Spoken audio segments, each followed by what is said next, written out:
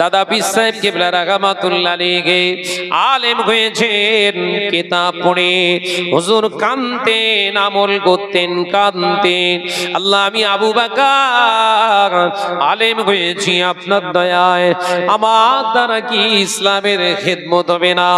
আমি কি মানুষের কাছে হক কথা তুলে দিতে পারবো না? মানুষের কাছে কি আপনার রাস্তায় টেনে আনতে পারবো না? আল্লাহ আমি আবু বকরকে কবুল করুন, দিন ইসলামের জন্য কবুল করুন। মুজাদ্দিদ জামানের দোয়া আমার আল্লাহ কবুল করেছিলেন। এ নজরেরা মুরব্বিয়ান গণেরা, মুজাদ্দিদ জামান আমির শরিয়া আলা হযরত দাদা পীর সাহেব কিবলা রাহমাতুল্লাহ আলাইহি এই প্রত্যন্ত বাংলার জমিনে এপার বাংলা ওপার বাংলায় ওয়াজ শুরু করলেন, নসিহত দিতে লাগলেন। মুজাদ্দিদ জামানের উপরে অনেক রকমের বোঝা চাপিয়ে দেয়া হলো, মুজাদ্দিদ জামানের উপরে অনেক রকমের ব্লেম অভিযোগ তোলা হলো। আল্লাহর ওলি অত্যাচার সহ্য না করতে পেরে ফুরফুরা দরবার শরীফ ছেড়ে দোকের জঙ্গলে গিয়ে আশ্রয় করলেন। হুজুর হিজরত করেছিলেন, ওই ফুরফুরা শরীফ ছেড়ে হিজরত করেছিলেন। দোক শরীফ বলে একটি জায়গা আছে। ও বাবাজি, মুজাদ্দিদ জামান রাতের অন্ধকারে চুরি করে হিজরত করেছিলেন। মুজাদ্দিদ জামানের চলে যাওয়ার পরে মুজাদ্দিদ জামানের অনুপস্থিতিতে ওটা ফুরফুরা শরীফে মহামারী লেগে গিয়েছিল। দেখতে পাওয়া যায় মানুষের বিভিন্ন রকমের ব্যাধি শুরু হয়ে গিয়েছে। মুজাদ্দিদ জামানের চলে যাওয়ার পর থেকে আল্লাহ ফুরফুরার মানুষের উপরে বিভিন্ন রকমের আল্লাহ মালা মুসিবত দিতে লাগলে। এ নজরেরা ফুরফুরার মানুষেরা গেলে আল্লাহর ওলি আল্লাহর মাহবুব একটি বান্দার দরবারে গেলেন। হুজুর আমরা মহা বিপদে রয়েছি, গ্রামটাকে বন্ধ দিতে হবে। তিনি বললেন বাবা গ্রাম বন্ধ দিয়ে লাভ নাই, গ্রাম থেকে আল্লাহওয়ালা আলেম পালিয়ে গিয়েছে। ওই আলেম যদি ফিরে আসে আল্লাহ আলেমের ওসিলায় আবার এলাকায় রহমত নাজিল করে দেবে।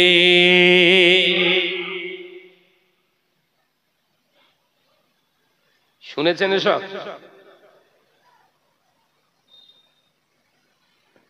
মুজাদ্দিদ জামানকে খুঁজতে লাগলেন, খুঁজে খুঁজে খুঁজে খুঁজে খুঁজে খুঁজে বার করলেন। 40 দিন পর, কদিন? 40 দিন পরে মুজাদ্দিদ জামানের সন্ধান পেলেন। কোথায়? জঙ্গলের ভিতরে। এখনো সে জায়গায় আপনার ওই খানকা শরীফ করা আছে, মাদ্রাসা আছে। হুগলি জেলা হরিপাল থানার অন্তর্গত ওই জায়গাটার নাম হচ্ছে দোক। কি বললাম? গ্রামটায় জলসায় যাই আমি, আল্লাহ নিয়ে যান। বড় বড় সিনিয়র মাদ্রাসা আছে, হাফিজি মাদ্রাসা আছে। আল্লাহর ওলির পদধূলি যেখানে পড়েছে সেখানেই আল্লাহ ফুল ফুটিয়ে তুলেছে। একবার জোরে বলুন না সুবহানাল্লাহ। মুজাদ্দিদ জামানকে গিয়ে হাতে পায়ে ধরতে লাগলেন, যাও আমি যাব না। মা বাপ তুলে গালাগালি, বিভিন্ন রকমের উল্টো পাল্টা ভাষায় গালাগালি করেছে। দাদা হুজুর অন্তরে খুব কষ্ট লেগেছে। আলেমদেরকে গালি দেওয়া মানে নবীকে গালি দেওয়া হয়। হাক্কানি আলেমদেরকে গালি দেওয়া মানে নবী। ফাসিক, ফারদার, দোঠেলা, হারামখোরদেরকে বললে অসুবিধে নেই। জাকাতখোর, চাঁদাখোর বলে যাও, অসুবিধে নেই। কিন্তু হাক্কানি আলেম, কথা বুঝতে পারছেন না নাকি? এদেরকে গালি দেওয়া যাবে না। আলেমদেরকে গালি দেওয়া মানে কুফরি করা, আপনি কাফের হয়ে যাবেন। ও নওজোয়ানেরা, মুরব্বিয়ানে গণেরা, মুজাদ্দিদুজ্জামান আমির শরিয়া আলা হযরত দাদা পীর সাহেব কিবলা রাহমাতুল্লাহ আলাইহি রাতে হুজুর আমার আল্লাহর ইবাদত বান্দেগি করতে করতে একটু তন্দ্রাচ্ছন্ন ভাব এসে গেল। দিন ও দুনিয়ার বাদশা হাবিবুল্লাহ নবী জনাবে মুহাম্মদুর রাসূলুল্লাহ সাল্লাল্লাহু আলাইহি ওয়াসাল্লাম স্বপ্ন যোগে মুজাদ্দিদুজ্জামানকে দিদার দিয়ে দিলে। একবার জোরে হবে না? মুজাদ্দিদুজ্জামানকে আল্লাহ নবী স্বপ্ন যোগে জানিয়ে দিলেন, বাবা আবু বকর আর রাগ করে থেকো না, যাও যাও। আবার একটা সুন্নাতের কমি ছিল, সেটা হলো হিজরত করা। সেটা আল্লাহ পাক কবুল করে নিয়েছে। তোমার এই হিজরতটার ওসিলায় আমি নবীর একটি সুন্নাত আদায় হয়ে গেছে। এ নওজোয়ানেরা, মুজাদ্দিদুজ্জামান আমির শরিয়াত আলা হযরত দাদা পীর সাহেব কিবলা রাহমাতুল্লাহ আলাইহি ফুরফুরা জমিনে ফিরে এসেছিলেন। হাক্কানি আলেমের পদধূলির ওসিলায় আবার মহামারী আল্লাহ দূর করেছিলেন। হাক্কানি আলেমের দরজা আল্লাহ তো দিয়েছে। কবরস্থানের পাশ দিয়ে যদি হাক্কানি আলেম যায়, ওই কবরস্থানের আল্লাহ আযাব বন্ধ রেখে দেয়। একবার জোরে বলুন, আল উলামা ওয়ারাসাতুল আম্বিয়া। আলেমরা হচ্ছে নবীর ওয়ারিস। সুবহানাল্লাহ বলেন। খুব সাবধান আলেম। আবার একটা বললাম, আলেম কিন্তু সবাই সমান না। শাররুল উলামা ওয়া খায়রুল উলামা। আলেমের ভিতরে তাসকিম আছে, ভাগ আছে। আপনি যাকে তাকে হাক্কানি আলেম বলে অনুসরণ করলে জাহান্নামে যাবেন। কথা বুঝতে পারছেন না? আলেমদের চুজ করতে হবে আপনাকে। যেই আলেমটা আর আমি পিছনে ছুটছি, এই আলেমটা কার অনুসরণ করেছে? আপনি দেখছেন বিশাল হাই কোয়ালিটির শিক্ষিত আলেম, ভালো জ্ঞান রাখে, কোরআন হাদিসের ইজমা কিয়াস ফাকের বিশাল জ্ঞান পাণ্ডিত্য আছে, কিন্তু কোন পীর আল্লাহর ওলির সোহবতেও বসেনি, আল্লাহর ওলির হাতে হাত দিয়ে বায়াত গ্রহণ করিনি, সবক নেইনি, কোন তরিকা মশক করিনি। কথা বুঝতে পারছেন তো নাকি? ওই আলেমের কাছে যাওয়া যাবে না।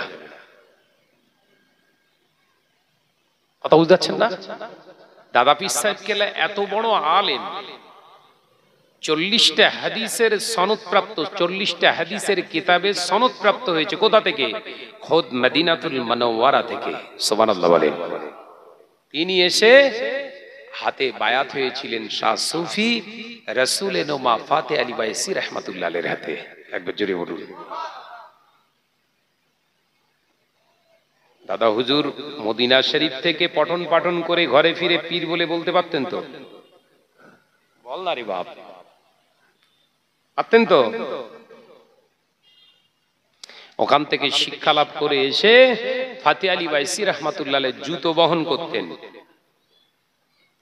রাসূলে নোমা ফাতে আলী বাইসি রাহমাতুল্লাহ আলাইহি জুতো খুলে রাখলে সেই জুতো হুজুর বুকে জড়িয়ে ধরে রাখতেন। সুবহানাল্লাহ বলেন। আল্লাহর ওলি একদিন বলে ফেললেন, বাবা আবু বকর তুমি আমার জুতো বহন করো। জি হুজুর। যাও, আমি দোয়া করছি তোমার পীর ফাতে আলী বাইসি তোমার জন্য দোয়া করছে, আল্লাহ একদিন তোমার জুতোকে বাংলার মানুষের মাথা দিয়ে বহন করিয়ে নেবে। আমার আলোচনা বুঝতে পারছে না বোধহয়? তাহলে পীরের সোহবত ছাড়া কোন আলেম যদি পীর দাবি করে, ওর অনুসরণ করা মানে গাড়ি সোজা কোথায়? গাড্ডায়। কথা বুঝাতে পারছি না? বিরাট বড় আলেম সমাজে ঘুরছে, বলো দেখছি, পাত্তা দেয় না। খোঁজ খবর নিয়ে দেখেছি কোন পীরের সোহবতে বসে তরিকার সবক নিয়ে আমল করিনি। বলছে আমি অমুক হুজুরের হাতে হাত দিয়ে বায়াত হয়েছি। মুরিদ, মুরিদ আলাদা আর মুরিদ হয়ে বসে সবক নেওয়া আলাদা। কথা বুঝতে পারছেন না?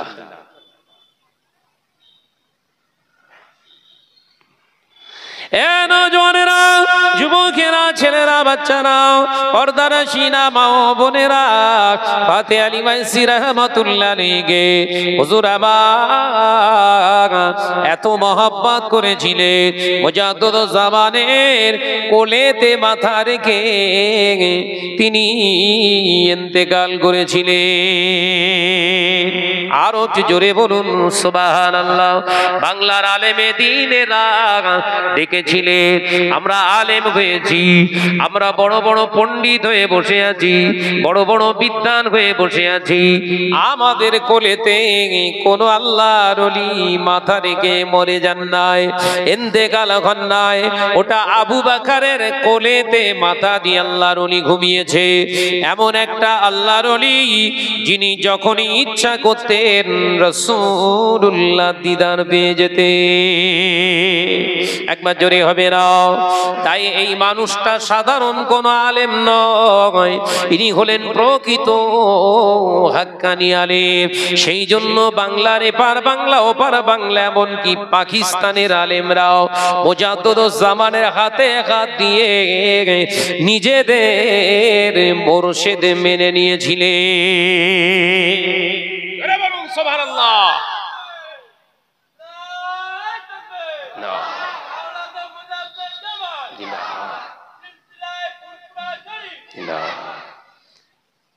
আলেম হলি হবে, কিছু বক্তা বলে, আমার কষ্ট হয়, এরা বলে কি করে, তার মানে পড়ে না। এসব কেতাবি আলেম, জ্ঞান আছে কেতাবে, কিন্তু কেতাব ওই কেতাবটাই পড়ে রেখেছে, আর কিচ্ছু নেই। ভালো মানুষের সোহবত নেই, ভালো মানুষের সঙ্গে ওদের কোনো যাতায়াত নেই। চলে এসছে নাকি? কথা বুঝতে আপনার কষ্ট হচ্ছে না তো বাপ? এই আলোচনার দরকার আছে না নাই? আধ্যাত্মিক চেতনাবোধ শক্তির আলোচনার কেন্দ্রস্থল হচ্ছে এই মজলিসগুলো, কিন্তু সেগুলো আর হয় না। ইলমে তাসাউফ, বাতিনি শিক্ষা, মারেফাতের শিক্ষা নেয়ার জন্য এই মজলিসগুলো মুজাদ্দিদ জামান তৈরি করেছিলেন, কিন্তু সেসব ওয়াজ আর নসিহত এখন আর নেই। কে করবে? সব তো আমরা জাহিরি আলেম। আল্লাহ পাক আমাদের বুঝ দেন, বলুন আমিন। একটু জোরে বলি আল্লাহুম্মা আমিন। প্রাণ খুলে দরুদ শরীফ আল্লাহুম্মা।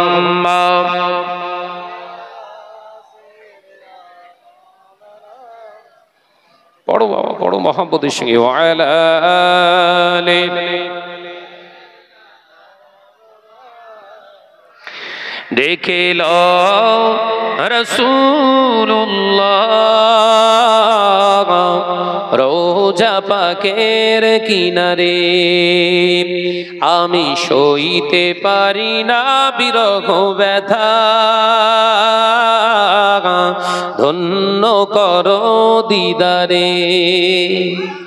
জোরে হলো না যে? জোরে হবে না? ডেকে লও রাসূলুল্লাহ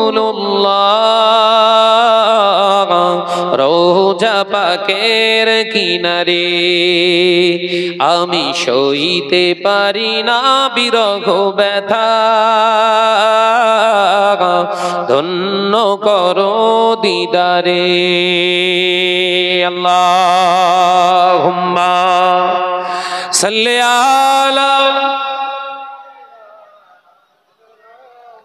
মাশাআল্লাহ মাশাআল্লাহ। ওয়া আলা আলিহি। নূরে উজ্জ্বল চেহারা তোমার, দেখে মন যে ভরে যায়, তোমার ওই গুম্বাদে হাজরা দেখে ঈমানও বেড়ে যায়। একবার জোরে হবে না? নারে তাকবীর। ডেকে লও রাসূলুল্লাহ রোজা পাকের কিনারে, আমি সইতে পারি না বিরহ ব্যথা, ধন্য করো দিদারে। আল্লাহুম্মা সাল্লি আলা,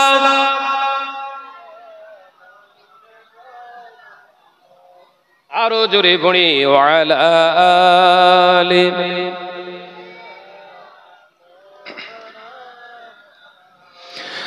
মদিনার ওই আকাশ, মদিনার ওই বাতাস, মদিনার ওই আকাশ,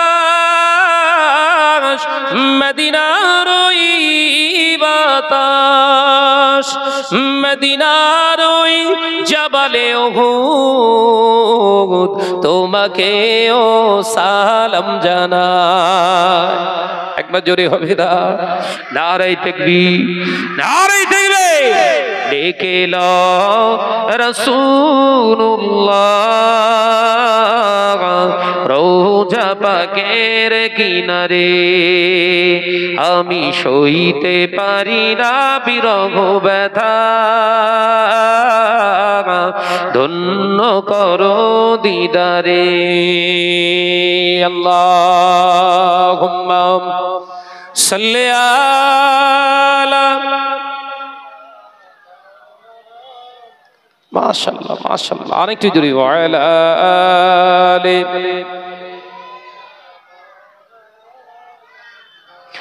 ও নজনেরা, মুরব্বিয়ান গনেরা, ছেলেরা বাচ্চারা, পর্দানশীনা মা ও বোনেরা, মুজাদ্দিদুজ্জামানের হাতে হাত দিয়েছিলেন যত আলেমে দ্বীন, প্রত্যেকে আল্লাহর ওলির হাতে হাত দেওয়ার কারণে সবাই আল্লাহর ওলি হয়ে গিয়েছিলেন। দাদা হুজুরের হাতে হাত দিয়েছে একজন আলেমের নাম করেন, তিনি আল্লাহর ওলি হননি। সোহবতে সলিহিন, সোহবতে সলিহিন। আপনি সোহবত যদি হক আল্লাহওয়ালা বান্দারের সঙ্গে আপনার থাকে, আপনিও একদিন ওই খুশবির হকদার আপনি হবেন। একবার জোরে বলুন। দাদা পীর সাহেব কেবলা খুশবু পেয়েছিলেন কার থেকে? ফাতে আলী মাইসি হুজুরের কাছ থেকে। বৈশাখ আল্লামা হুজুর খুশবু পেলেন কার কাছ থেকে? দাদা পীর সাহেব কেবলের কাছ থেকে। পাঁচ হুজুর কেবলা খুশবু পেয়েছিলেন কাদের কাছ থেকে? দাদা হুজুর পীর কেবলার কাছ থেকে। আপনি দেখান একটা ওলি, একটা আল্লাহওয়ালার নাম করেন, যে ওলি আল্লাহওয়ালা আলেমটা আল্লাহর ওলি হয়েছে, কোন পীরের হাতে হাত দেয়নি। পারবেন? একটা একটা তাবলীগ জামাত বলুন, গামারি বলুন, খানকাবাটি বলুন, লামাজাবি বলুন, আহলে হাদিস যারা বলছে হাদিস ও পীর মানা যাবে না, সব পীর আছে, ওদের সব কিতাব আছে। কথা বুঝাচ্ছেন না? যারা নিজেদেরকে আহলে হাদিস বলছে, সালাফি যারা, সব পীর আছে, সব কিতাব আছে। বসতে বলেন, একদিন বাজ হোক, সব পীর, বড় বড় পীর আছে ওদের, শায়েখ। ওদের বড় একজন পীরের নাম বলে যাচ্ছি, আলবানী, নাম শুনেছেন? আলবানী সাহেব ঘড়ির মেকানিক ছিলেন, তিনি ঘড়ির মিস্ত্রি।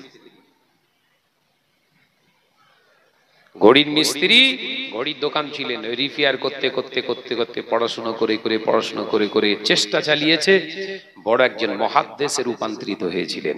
সুবহানাল্লাহ বলেন।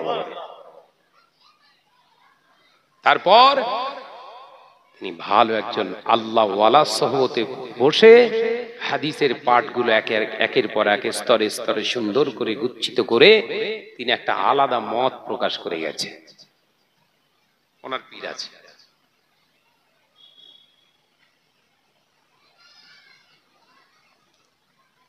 যারা বলছে আমরা পীরটির মানি না, হচ্ছে শয়তানকে মানে। যারা পীরকে মানে না, কাকে মানে? জোরে বলেন, জোরে বলেন। শয়তানকে মানে। মেনে আপনাকে চলতেই হবে, অনুসরণ, ফাত্তাবিউনি, আপনাকে ইত্তেবা করতেই হবে যে কোনো একজনের।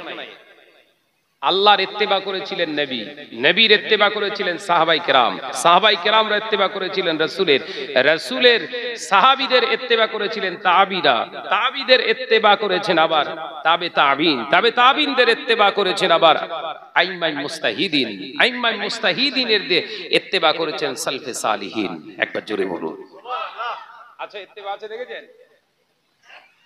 পাকাও মারার কাজ, পীর মালিনী, পীর মালিনী, পীর শব্দটা কোরআন শরীফে নেই, নামাজ শব্দ কোরআন শরীফে নেই। কথা বুঝতে পারছেন না? নামাজ শব্দ কোরআনে এক জায়গায় দেখাতে পারবেন না। সলাহ, কথা বুঝতে পারছেন না? পীর শব্দ কোরআন শরীফের ভিতরে পাবেন না, ওখানে আছে সালিহিন। সুবহানাল্লাহ বলেন।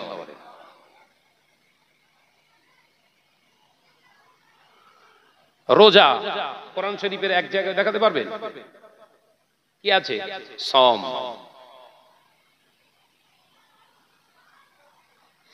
এইগুলোই বুঝতে হবে। এইগুলো যদি জ্ঞান না থাকে তার বকে কি লাভ? কেন খালি কামাকায় বকে মানুষের মাথাগুলো হ্যাক করছিস? কথা বুঝতে পারছেন না? ও ভাইজানেরা, নজনেরা, যুবকেরা, ছেলেরা, বাচ্চারা, পর্দানশীলা মা ও বোনেরা, পীরের হাতে বায়া তুলে পীর আপনাকে প্রথম সবক দেবে, সেটা হলো তওবা।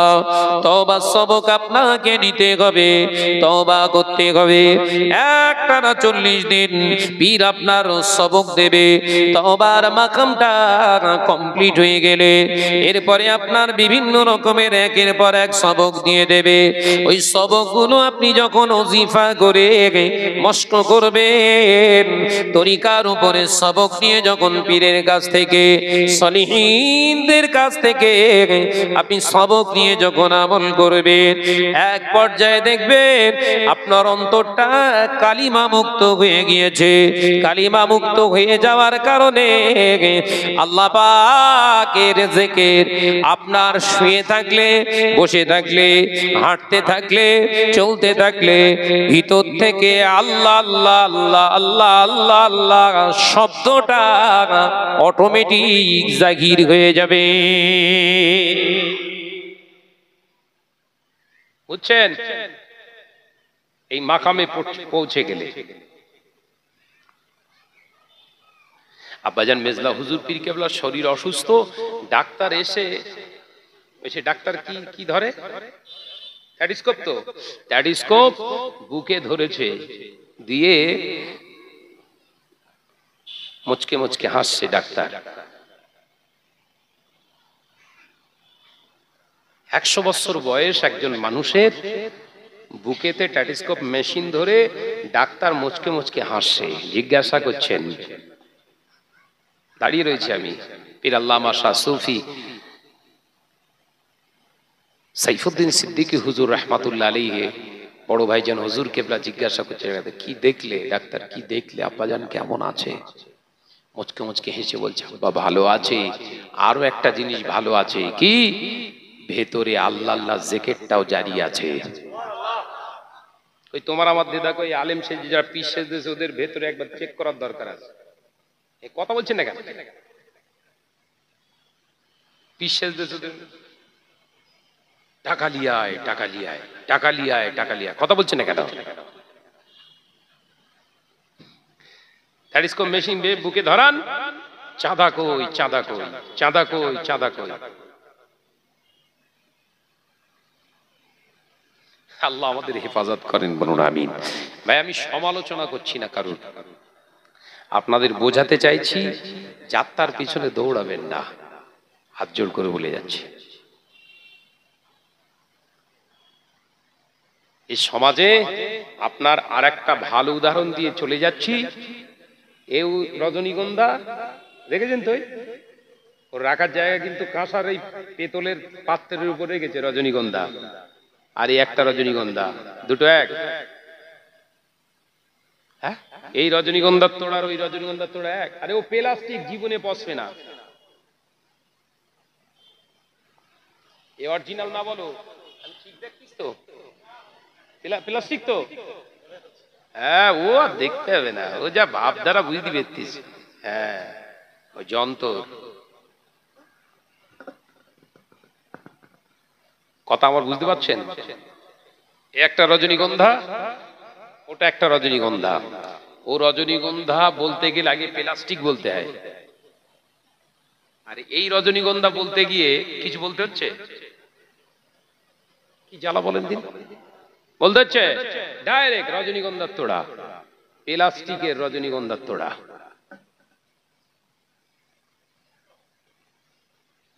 আর কি বোঝাবো?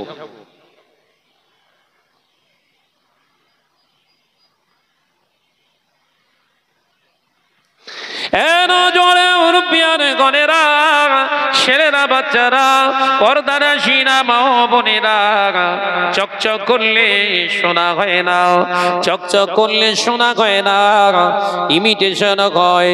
ওটা পিতল বা কাঁসার হলেও চকচক করে। ও বাবাজি, চকচক করলে শোনা হয় না, চকচক করলে শোনা হয় না, ওটা ঘষতে হয়। ঘষার পাথরের নাম হলো কষ্টি পাথর। আর হাক্কানি আলেম, আল্লাহওয়ালা আলেম, আপনি ঘষবেন কিভাবে? আপনি কোরআন আর হাদিসের কষ্টি পাথর দিয়ে ঘষুন। ওই আলেমটা যে ওয়াজ নসিহত করে, ওই আলেমটা ওই ওয়াজ নসিহতটা নিজের জীবনে কি মান্যতা দেয়? এই ঘষার বিনিময়ে আপনি কি করে তার পরীক্ষা করবেন? 40 দিন তার সহবতে থাকুন। এই 40 দিন সহবত তার কাছ থেকে থাকলে অনায়াসে বুঝতে পেরে যাবেন ও আল্লাহর বিধানকে কি ফাঁকি দেয়, রাসূলুল্লাহর মহাব্বতে কি ডুপ্লিসিটি করে, আসলে অরিজিনাল না নকল। বুঝতে পারলুম না বোধহয়। কারুর হাতে বায়াত হওয়ার আগে তার সহবতে থাকতে হবে কতদিন? কমপক্ষে 40 দিন।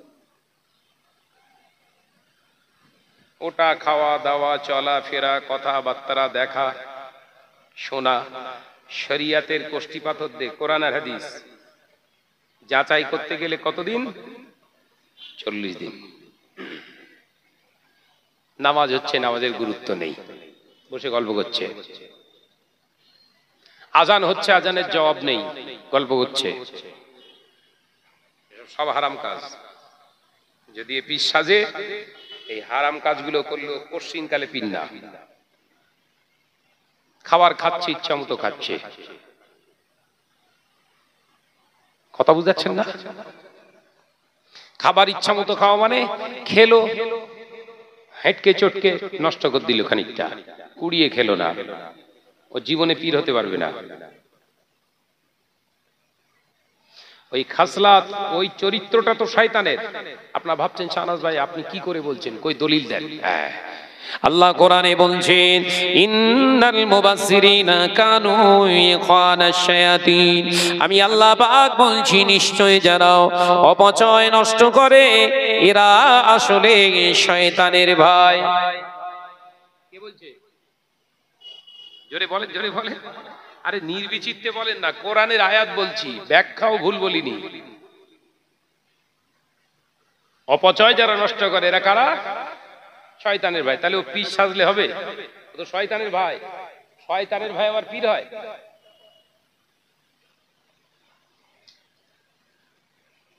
ও ধীর মস্তিষ্কে, ঠান্ডা মস্তিষ্কে ওয়াজ বুঝুন। কঠিন একটা সিচুয়েশন পার করছি। ও নওজোয়ানেরা, মুরব্বিয়ান গণেরা, ছেলেরা বাচ্চারা, পর্দারা সিনা মা বোনেরা, রঞ্জন গাছারা মুসলমানেরা, আলোচনা বুঝুন, মনে কষ্ট নেবেন না। আল্লাহর ওলি, আল্লাহর মাহবুব বান্দা হযরতে মুজাদ্দিদুজ্জামান আমির শরিয়াত আলা হযরত দাদা পীর সাহেব কিবলা রাহমাতুল্লাহ আলাইহি আল্লাহর ওলি সোহবত লাভ করেছিলেন। ও নওজোয়ানেরা, যুবকেরা, মুজাদ্দিদুজ্জামান আমার নবী পাকের দিদার পেয়েছিলেন, স্বপ্ন যোগে দিদার পেয়েছিলেন। তিনি 21, 22, 23 ফাল্গুন সালে সব প্রতিষ্ঠিত করেছিলেন 250 বাতাসা দিয়ে। কত? 250। তার মানে 250 মানে 750 গ্রাম, তাই তো নাকি? হিসেব ভুল হচ্ছে না তো?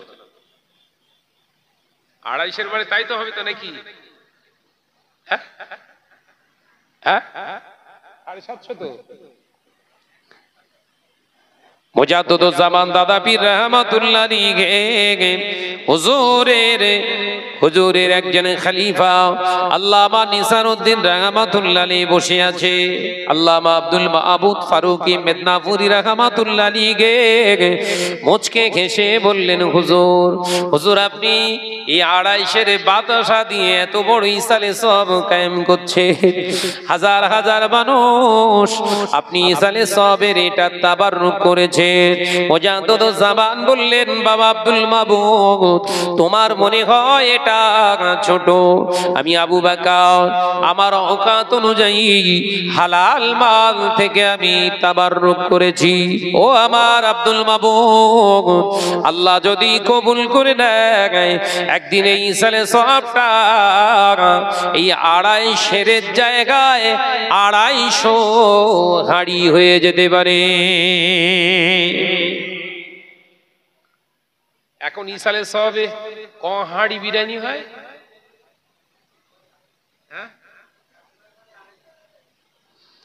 একজনের বাড়ি 3 দিনে কিছু না হলেও 500 হাঁড়ি করে বিরিয়ানি হয় একজনের বাড়ি।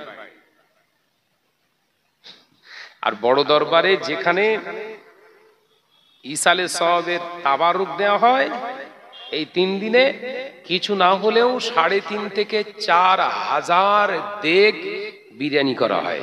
সুবহানাল্লাহ বলে। দেখেছেন, হক দেখাই ছোট, হক দেখায় ছোট, কাজ বড়, কিন্তু নকল দেখাচ্ছে হেভি। মালের কাছে যান, কিচ্ছু নেই। বোঝাতে পারলাম না?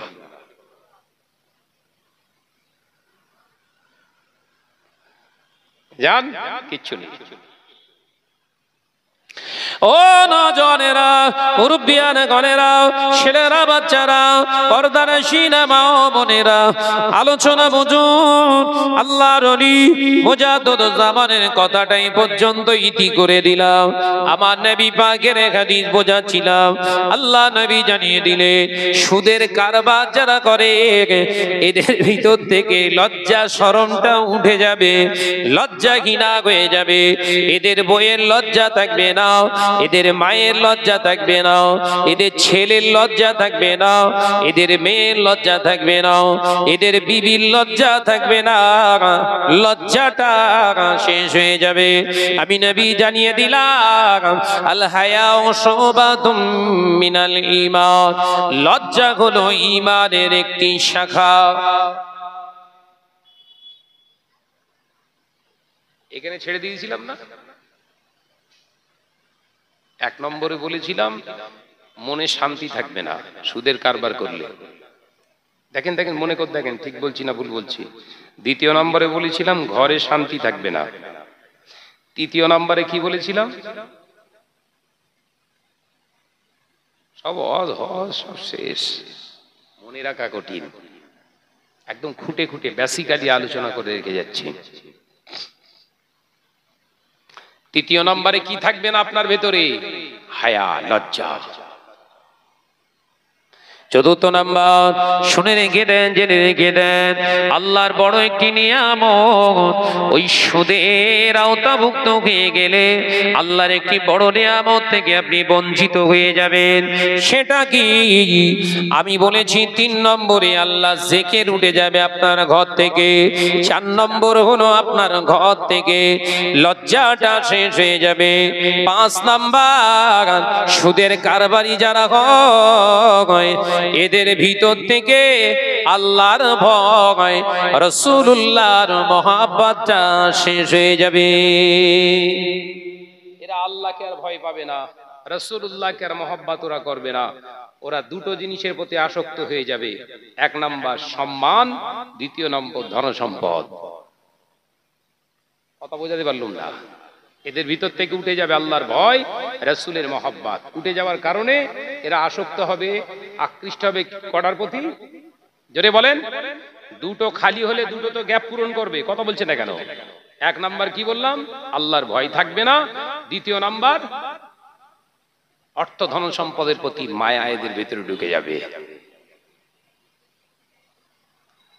বাবাজি, তাই নামাজ আদায় করুন, রোজা আদায় করুন, হজ আদায় করুন, যা করছেন করুন, হালাল থেকে করুন। কি থেকে করবেন? জোরে বল বাপ, জোরে বল। এই জলসা মাহফিল করেন, ছোট করেন, বড় হওয়ার দরকার নেই। এত লাইট ফাইট বিরাট টাকা খরচা, এই খরচা বহন করতে গেলেই তখনই চোখ বন্ধ করে থাওয়া মারতে হচ্ছে। ভুল বলে ফেললাম বোধহয়। মসজিদটা ছিল মাটির মসজিদ ছিল, ভালোই ছিল, ভালোই টুকটাক করে চলছিল।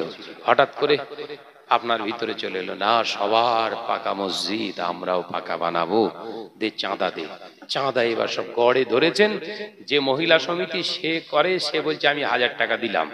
যে বন্ধন গ্রুপ করে বলছে আমি 1500 টাকা দিলাম, লে মসজিদ কর দিন, ভালো করে মসজিদ কর। চকচকে ঝকঝকে মসজিদ হয়ে গেছে, মাথা ঠুকতেছেন, কাজ হচ্ছে না।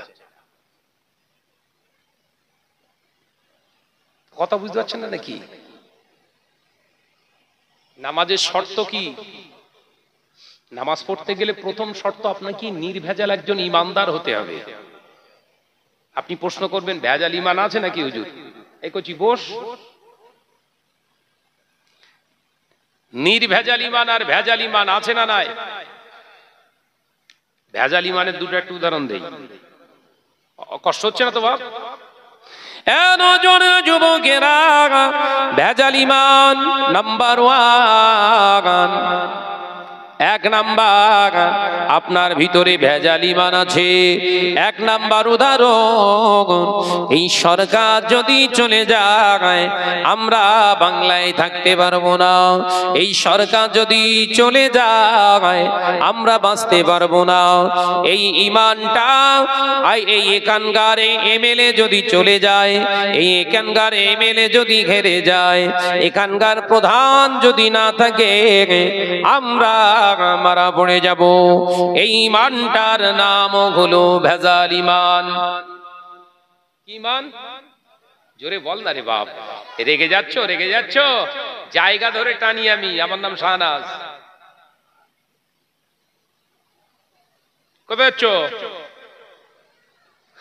এ নওজোয়ানেরা, মুরব্বিয়ানগণেরা, ছেলেরা, বাচ্চারা, ভেজালের দ্বিতীয় পাঠ, ভেজাল ইমানের দ্বিতীয় উদাহরণ হলো কলিকাতা আবহাওয়া দপ্তর বলে দিয়েছে আলিপুর আগামী 24 ঘন্টার ভিতরে ঘূর্ণিঝড় শক্তি আসতে পারে। বিরাট বঙ্গোপসাগরে ঘনীভূত হচ্ছে, বিরাট শক্তি নিয়ে ঝড় আসছে, শক্তি ঝড়, বজ্রবিদ্যুৎ সহ বিরাট বৃষ্টি হতে পারে, হতে পারে। আপনি মাথায় টুপি দিয়ে মুখে দাড়ি নিয়ে মসজিদে গল্প শুরু করেছেন, ও ভাই আবার বোধহয় আইলা এলো, এই আইলাতে আমাদের শেষ করেছিল, আবার বিরাট কঠিন ঝড় আসছে, আবার কঠিন ক্ষতির সম্মুখীন হয়ে যাব। এই যে বিশ্বাস করেছেন, আলিপুর আবহাওয়া দপ্তর আপনার ইমানটা শর্ট করে দিয়েছে। আপনি হলেন একজন ভেজাল ইমানদার। বোঝা যাচ্ছে? এই রোগ ঢুকেছ না ঢুকিনি? কথা বলছেন না কেন? ও বলেছে শিওর হবে, বলেছে হতে পারে, সম্ভাব্য। কথা বলছে না কেন? বলেছে তো। আরে দাড়িওয়ালা টুপিলা কি বলছে? হবে বলো, বিশাল ঘূর্ণিঝড় হবে বলছে। আল্লাহু আকবার। ফেরেশতারা বলছে তোর একদম চুরকে ফেলবো, কবরে আয়। ওই নামাজ লেসতেছিস তো আয়। কুরবানির গরু যেরকম কুচোই, তোর এরকম কুচোবো। ওই ইমানে নামাজ নেই, এই মাথায় ঢোকাতে পারছি না। কোন ইমানে নামাজ? কলিকাতা আবহাওয়া দপ্তর বলে দিয়েছে ঘূর্ণিঝড় হতে পারে, টর্নেডো হতে পারে, হতে পারে, আল্লাহ চাইলে হতে পারে। সংযোগ করুন, সংযোজন করে দেন। আমার আল্লাহ যদি চায় হবে, আল্লাহ যদি না চায় হবে না। এটাই হলো ইমানদার। কিন্তু কি বলছে চাচা? বল না, এরকম করছিস কেন? বিশাল ঝড় হবে, বুঝলি, ধান কাটিস নে, পানি হবে বলছে। হাতে তসবি বলো, হঠাৎ মঠাস করে ফেলছে, আল্লাহ আল্লাহ আল্লাহ আল্লাহ। আবার বলছে ধান কাটিস নি, বৃষ্টি হবে, বুঝলি, বলে দিয়েছে। ওর ইমানে পোকা লেগেছে। কি লেগেছে বাপ? রাগ হচ্ছে বাপ, রাগ হচ্ছে। নওজোয়ানেরা, যুবকেরা, তৃতীয় নাম্বার ভেজাল ঈমান। শরীরটা অসুস্থ। কলিকাতার ভালো একজন ডাক্তার আমাকে দেখছে। কলিকাতার ভালো ডাক্তার ভালো ভালো দামি দামি ওষুধ দিচ্ছে। এই ওষুধ যদি আমি না খাই মারা পড়ে যাব। ওই ভালো ডাক্তারটা যদি আমায় না ট্রিটমেন্ট করতো আমি মারা পড়ে যেতাম এতদিন। এটা হলো ভেজাল ঈমান। এই ঈমানের নামাজ রোজা করলে নাজাত পাবেন না। বলার দরকার ছিল। কলিকাতার ভালো একজন ডাক্তারের কাছে গিয়েছিলাম।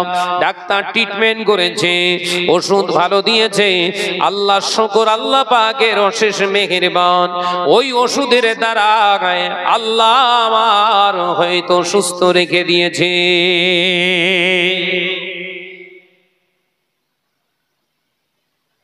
এই কথার দ্বারা ইমান চলে যাচ্ছে, আপনারা বুঝতে পারেননি। আর ওই ইমান নিয়ে আপনি মনে করছেন বিরাট বড় ইমানদার। আল্লাহু আকবার। ওরে বাপ রে বাপ, নামাজ রুকু থেকে উঠতে চাচ্ছে না চাচা,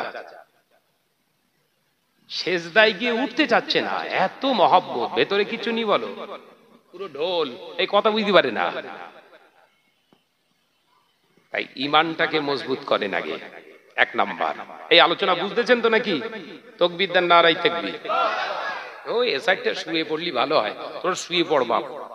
হ্যাঁ, তাকবীরের যুদ্ধ এখন একটু ঝেড়ে মারো, নারায়ে তাকবীর। এর আওয়াজ দে না রে বাপ, নারায়ে তাকবীর। নামাজের দ্বিতীয় নম্বর শর্ত, এই নওজোয়ানেরা, মুরব্বিয়ানগণেরা, নামাজের দ্বিতীয় নম্বর শর্ত হলো ঈমান হলো এক নাম্বার।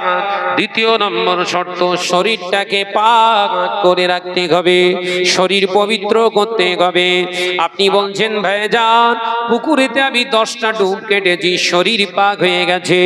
আপনি বলছেন ভাইজান 50 বালতি পানি দিয়ে 2টো লাইট বল সাবান মেখে শেষ করে দিয়েছি, শরীর আমার একদম পাক। আগো তাই ভুলেই পাক নাকি? এক নম্বর শরীয়তের শর্ত, পাক করার প্রথম শর্ত, জিসমে তোমার শরীরের ভিতরে 2টি জায়গা আছে গুপ্তঙ্গ। একটা হলো তোমার বগলের নিচে অবাঞ্ছিত লোম, দ্বিতীয় নাম্বার হলো নাভির নিচে অবাঞ্ছিত লোম।